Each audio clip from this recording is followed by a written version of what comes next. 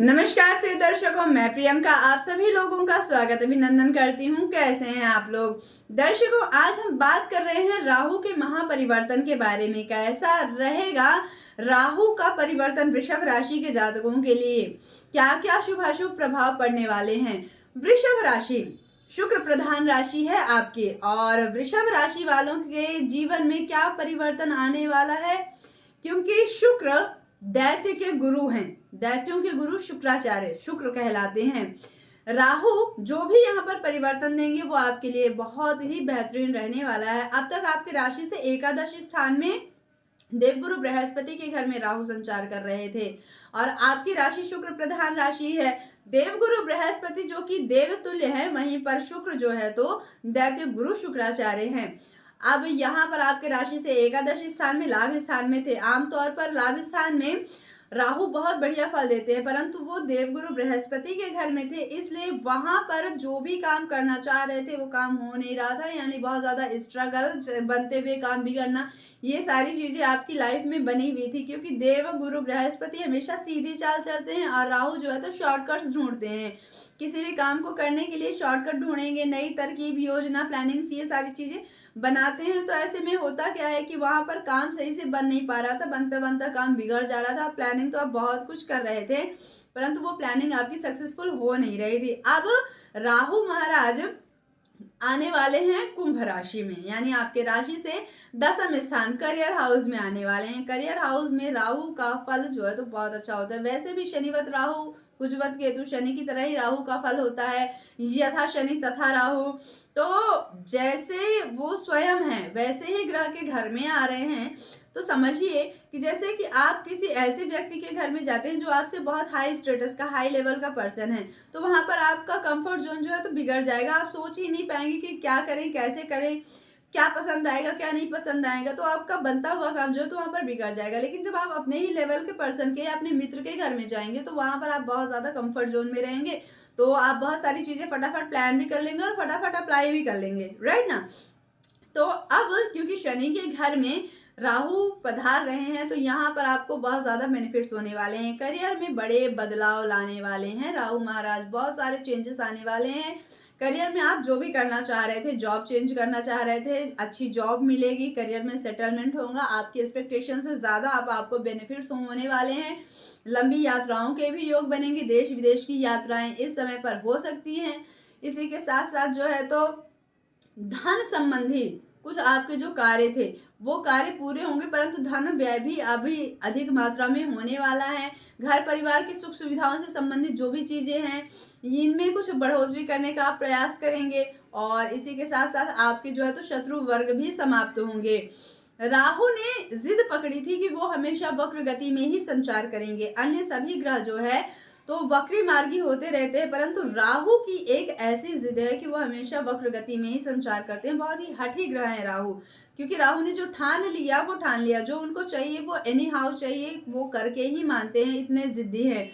राहु जो है तो बहुत ही बुद्धिमान ग्रह है। पराशरीय ज्योतिष के अनुसार बहुत ही बुद्धिमान ग्रह, बहुत ही ताकतवर ग्रह कहलाते हैं राहु, क्योंकि इनके अंदर जो है तो काम करने की प्लानिंग बहुत अच्छी होती है। राहु एक ऐसे ग्रह हैं जो कि सूर्य और चंद्रमा को भी ग्रहण लगा देते हैं। सूर्य के समीप अन्य ग्रह आते हैं तो सूर्य अन्य ग्रहों को अस्त कर देते हैं, परंतु राहु एक ऐसा ग्रह है कि वो सूर्य और चंद्रमा को भी ग्रहण लगा देता है, अस्त कर देता है, भले ही कुछ समय के लिए ही सही। बहुत ही हठी प्रवृत्ति होने के कारण तो इसलिए सबसे ज्यादा ताकतवर कहलाने वाला ग्रह राहु ग्रह होता है। अब यहाँ पर जो है तो राहु कोई भी काम, यानी जिद, कोई भी काम में दुस्साहस करना, ये सारी चीजें हैं। तो कोई भी काम जब आप करते हैं तो उसमें बहुत सोच समझ करके करने की जरूरत है। स्पेशली जब कोई भी इन्वेस्टमेंट आप करेंगे तो वहां पर बहुत ज्यादा आपको ध्यान रखना है। अभी आगे हम आपको उपाय भी बताएंगे, जिन उपायों से जो है तो आप अपने लाइफ में काफी अच्छे चेंजेस ला सकते हैं, खुद को सेफ रख सकते हैं। तो खुद को बचाने के लिए, और बचाने का मतलब ये भी होता है कि जैसे कि आप अपने लाइफ में कुछ प्रॉब्लम फेस कर रहे हैं, अब उससे बाहर निकलना कैसे है, कौन से उपाय करके आप बाहर निकल सकते हैं, ये जानना बहुत ज्यादा जरूरी होता है। तो उपाय के तौर पर जो है तो आप पीपल के पेड़ में दिया जला सकते हैं, तिल का तेल का जो है तो पीपल के पेड़ के नीचे दीप प्रज्वलित कर सकते हैं। आप अपने जो तो भगवान शिव का अभिषेक कर सकते हैं, रुद्राभिषेक कर सकते हैं। ओम भ्राम भ्रीम भ्रौम सहरावे नमः मंत्र का जाप कर सकते हैं। प्रदोष काल में बहुत ही अच्छा रहने वाला है। तो इस तरह के परिणाम आपको जो है तो कोई भी अगर आपको समस्या आती है तो इन सभी चीजों को आप अपना सकते हैं। राहु इतने हठी क्यों हैं, इतने जिद्दी क्यों हैं, इसकी एक छोटी सी स्टोरी हम आपको बताते हैं। तो एक समय की बात है कि संसार से, सृष्टि से जो है तो निधि समाप्त हो रही थी। निधि माता लक्ष्मी ऐश्वर्य की जो देवी हैं, तो ऐश्वर्य समाप्त हो रहा था क्योंकि माता लक्ष्मी समुद्र में जाकर के विराजमान हो गई थी। अब माता लक्ष्मी धन की देवी है, समुद्र में जाकर के विराजमान हो गई थी। तो देवताओं ने सोचा, दैत्यों और देवताओं ने मिलकर के एक योजना बनाई कि क्यों ना कुछ शोध किया जाए, कुछ रिसर्च किया जाए, जिससे संसार में पुनः निधि की स्थापना हो सके, पुनः ऐश्वर्य की स्थापना हो सके। तो मिल करके जो है तो एक प्लान बनाया गया, रिसर्च की प्लानिंग बनी। रिसर्च किस कहाँ पर हो, कैसा हो, तो समुद्र मंथन का जो है तो विचार बनाया गया। समुद्र मंथन के लिए योजना बनाई गई। एक और समुद्र मंथन हुआ। एक साइड दैत्य खड़े हो गए, एक साइड देवता खड़े हो गए, और दोनों ने मिल करके जो है तो समुद्र मंथन किया।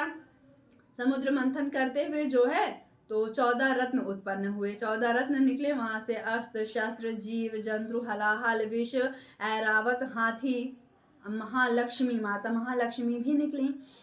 तो संसार में पुनः निधि की स्थापना हुई। और इसी के साथ साथ अमृत कलश भी निकला। अमृत कलश जो कि अमरता को देने वाला है। अमृत जिसे जो भी व्यक्ति पान कर ले वो अमर हो जाए सदैव।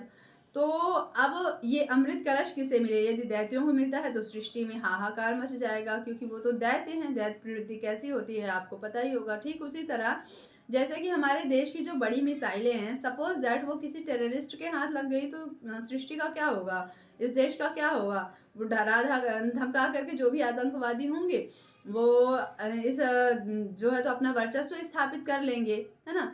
तो ऐसे में ऐसे में तो मतलब सेफ नहीं होती है ना, मतलब लोग सेफ नहीं रहेंगे। तो ठीक इसी तरह से जो है तो अगर दैत्यों को अमृत कलश मिल जाता है तो ऐसे में सृष्टि में हाहाकार मच जाएगा। कुछ समय तक युद्ध चलता रहा। फिर भगवान नारायण प्रकट हुए। माता उन्होंने जो है तो मोहिनी का रूप धारण किया और उन्होंने कहा कि हम बांटते हैं, एक व्यवस्था बना करके हम इसे बराबर बराबर रूप में बांटते हैं। तो सबने स्वीकार किया। मोहिनी का रूप था, वैसे ही भगवान नारायण इतने सुंदर, और फिर मोहिनी के रूप में तो और अत्यधिक सुंदर। तो उन्होंने उनकी बात सबने मान ली। और जो है तो फिर एक साइड देवताओं को बैठाया गया, एक साइड दानवों को बैठाया गया। भगवान नारायण ने जो है तो देवताओं को अमृत पान करवाना शुरू किया। और क्योंकि देवताओं को इस बात का पता नहीं चला, उनको जो है तो साधारण जल का पान करवाया गया, क्योंकि उन्हें अमृत पान नहीं करवाया जा सकता है, सृष्टि की रक्षा के लिए नहीं करवाया जा सकता है। तो उसमें से एक राक्षस था जो कि बहुत ही अत्यधिक बुद्धिमान था, बहुत ही चालाक था। तो उसने जो है तो देवता की इस चाल को पहचान लिया, यानी उसे पता चल गया कि ये भगवान नारायण। वो राक्षस कौन? सुवर्ण नामक राक्षस। सुवर्ण नामक एक राक्षस था जिसने भगवान नारायण को पहचान लिया। उनको पता चल गया कि ये भगवान नारायण है जो देवताओं को अमृत पान करवा रहे हैं और दैत्यों को साधारण जल पान करवा रहे हैं, और दैत्यों को इस बात का पता नहीं लग रहा है। तो उन्होंने क्या किया कि भेष अपना बदल करके, अपना रूप बदल करके देवता बन करके जाके देवताओं की लाइन में बैठ गए। उनको भी अमृत पान करवा दिया गया। अब उस राक्षस को सूर्य और चंद्रमा ने पहचान लिया। सूर्य चंद्रमा ने जब उस राक्षस को पहचान लिया तो उन्होंने इंद्रदेव को बताया कि ये सुवर्ण नामक राक्षस है, भेष बदल करके आकर के बैठ गया है। और इंद्रदेव ने जो है तो भगवान नारायण से बता दिया। तभी भगवान नारायण ने जो है तो अपने चक्र से सुवर्ण नामक राक्षस की गर्दन काट दी, गला काट दिया। तो वो जो सर का जो भाग है, गर्दन के ऊपर का जो भाग है वो बना राहु, और जो अधोभाग है वो बना केतु। अब देखिए कितना बलशाली, कितना जिद्दी, कितना अत्यधिक हठी है राहु कि भगवान नारायण से भिड़ गया। भगवान नारायण को, भगवान को भी उसने छल लिया। यहाँ पर भगवान नारायण ने नहीं छला, उन्होंने तो सृष्टि के बचाव के लिए, सृष्टि के हित के लिए उन्होंने कार्य किया, परंतु वहां पर राहु ने भगवान नारायण को भी छलने का प्रयास किया। इसका मतलब क्या है कि किसी भी साधु संत महात्मा को, किसी भी ब्राह्मण को, किसी भी पंडित को राहु छल सकते हैं। ऐसे हैं राहु ग्रह।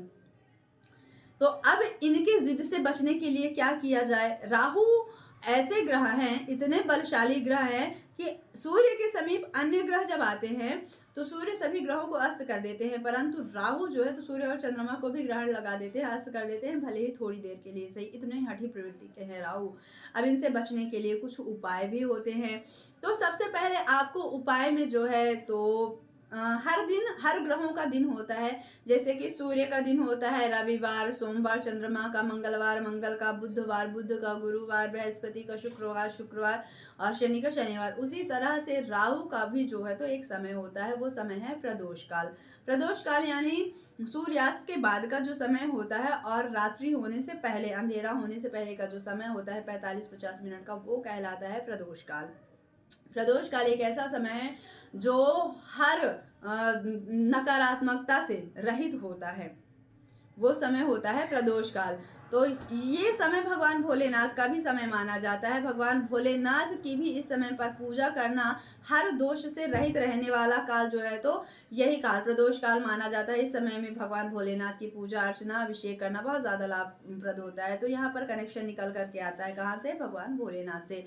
तो राहु की यदि स्थिति खराब हो, राहु से संबंधित यदि कोई समस्या हो, तो यहाँ पर भगवान भोलेनाथ का अभिषेक, रुद्राभिषेक करना, पंचामृत से अभिषेक करना, रुद्राष्टाध्याय करना, ये सब चीजें बहुत ज्यादा लाभकारी होती हैं। राहु के उपाय में भगवान भोलेनाथ का रुद्राभिषेक करना बहुत ज्यादा लाभकारी होता है, तिलोदक करना बहुत लाभकारी होता है, भस्म से अभिषेक करना बहुत ज्यादा लाभकारी होता है।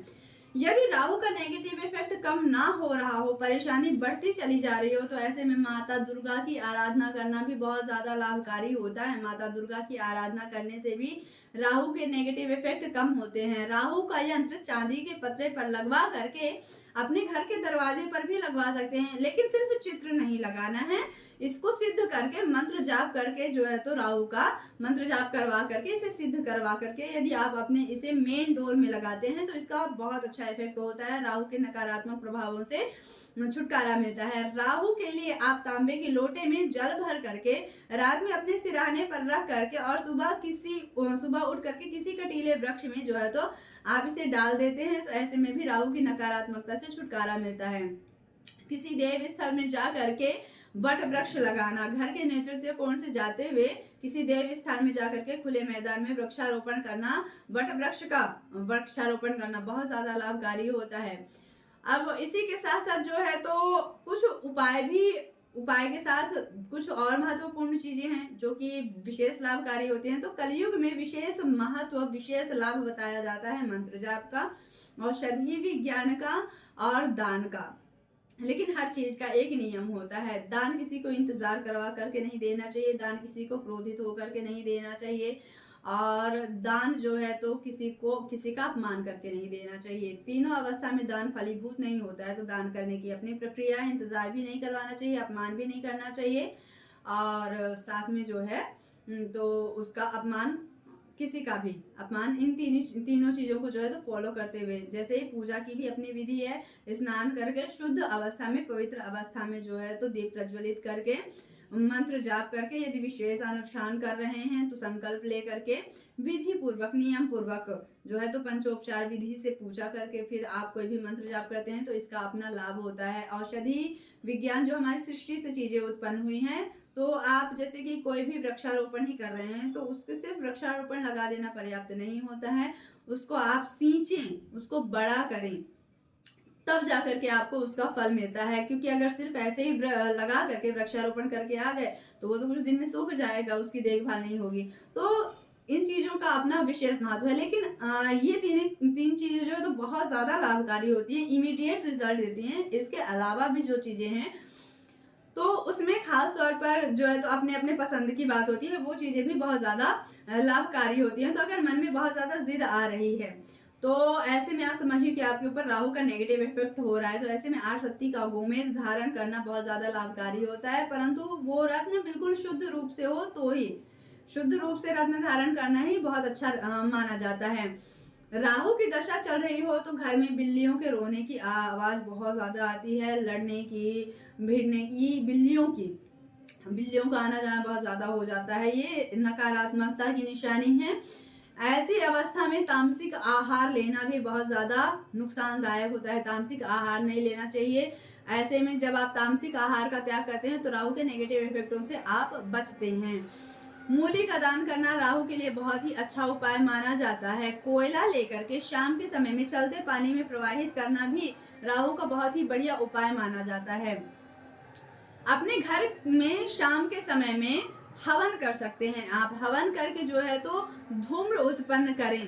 और साथ ही क्योंकि राहु भ्रमकारक ग्रह है, राहु जो है तो हमेशा भ्रमित करते हैं, बहुत ज्यादा महत्वाकांक्षी ग्रह है राहु। तो राहु के नेगेटिव इफेक्ट से बचने के लिए जो है तो घर में गूगल की धूम्र उत्पन्न करना बहुत ज्यादा लाभकारी होता है। घर के दरवाजों से खोलते बंद करते आवाज यदि आ रही है तो ये भी जो है तो राहु के नेगेटिव इफेक्ट ही है। इसी के साथ साथ बाथरूम यदि गंदा हो रखा हो, बाथरूम में काई लग जाए, घर में लीकेज हो रहा हो, नल खराब हो, तो ये भी खराब राहु की निशानी है। इनको भी फटाफट रिपेयर करवा लेने से राहु के नेगेटिव इफेक्ट कम होते हैं। यदि फटे पुराने कपड़े, चप्पल, जूते लंबे समय तक पहन करके रखते हैं तो ये दरिद्रता को पालना होता है। ऐसे में भी जो है तो राहु के नकारात्मक प्रभाव ही देखने को मिलते हैं। कुछ खोटे सिक्के सबके घर में लगभग मिल जाते हैं। खोटे सिक्कों को लेकर के चलते हुए पानी में अपने सर से वार करके चलते हुए पानी में प्रवाहित कर दें। ओम नमः शिवाय या राहु के मंत्र का ओम भ्राम भ्रीम भ्रौम सा हरावे नमः मंत्र का जाप करके मन में ये विचार करते हुए कि मेरे जीवन से ये संकट, ये समस्या समाप्त हो, ये मन में विचार करते हुए यदि आप राहु के उपाय में ये बहुत ज्यादा लाभकारी होता है। अपने सर से वार करके जो है तो आप पानी में प्रवाहित कर दें, बहते पानी में, बहुत अच्छा लाभ मिलता है इसका भी। अब इसके साथ साथ जो है तो जन्म कुंडली का अवलोकन करवाना भी बहुत अच्छा होता है। साथ में तिल के तेल का दीपक आप जो है तो प्रदोष काल में पीपल के वृक्ष के नीचे जो है तो तिल के तेल का दीप भी आप प्रज्वलित कर सकते हैं। इससे भी बहुत ज्यादा लाभ मिलता है। इसी के साथ साथ पीपल के वृक्ष में जल भी आप अर्पण कर सकते हैं। तो इस तरह से काफी कुछ उपाय हैं जिनको अपना करके आप जो है तो राहु की नकारात्मकता से बच सकते हैं। हनुमान चालीसा का पाठ कर सकते हैं। शनि देव के घर में है राहु, तो शनि देव जो है तो हनुमान जी के भक्त हैं, तो सुंदरकांड का पाठ कर सकते हैं, हनुमान चालीसा का पाठ कर सकते हैं आप, जिससे आपको बहुत ज्यादा राहत मिलेगी। हनुमान जी को लड्डू का भोग लगा सकते हैं, हनुमान जी को सिंदूर चढ़ा सकते हैं, चोला यानी झंडा चढ़ा सकते हैं। तो इस तरह से बहुत सारे उपाय आप हनुमान जी के भी अपना सकते हैं। लेकिन समय समय पर जन्म कुंडली में बन रहे योगा योग को जानना बहुत ज्यादा जरूरी होता है। जन्म कुंडली में कौन से ऐसे योग हैं जो कि आपको रंग से राजा बना सकते हैं, कौन सा ऐसा टाइम है जो कि आपके लिए बेस्ट अपॉर्चुनिटी लेकर के आ रहा है, किस अपॉर्चुनिटी को, किस ऑफर को आपको एक्सेप्ट करना चाहिए, किस समय में एक्सेप्ट करना चाहिए, किस समय में आपको कोई कार्य प्रारंभ करना चाहिए, ये सारी चीजें बताती हैं आपकी जन्म कुंडली। कौन सा समय है जिसमें आप बहुत ज्यादा परेशानी में फंस सकते हैं, बहुत ज्यादा कष्ट में फंस सकते हैं, किस समय से आपको बचना है। तो ये सारी चीजें भी जो है तो आपके लिए बहुत ज्यादा जरूरी होती हैं। तो इन सभी चीजों से भी जो है तो आप स्वयं को सेफ रख सकते हैं, खुद को बचा सकते हैं। तो अपने जन्म कुंडली का अवलोकन करवाने के लिए स्क्रीन पर दिए गए नंबर पर कॉल करके आप हमसे संपर्क कर सकते हैं। मिलते हैं अगले वीडियो में, तब तक के लिए प्यार भरा नमस्कार।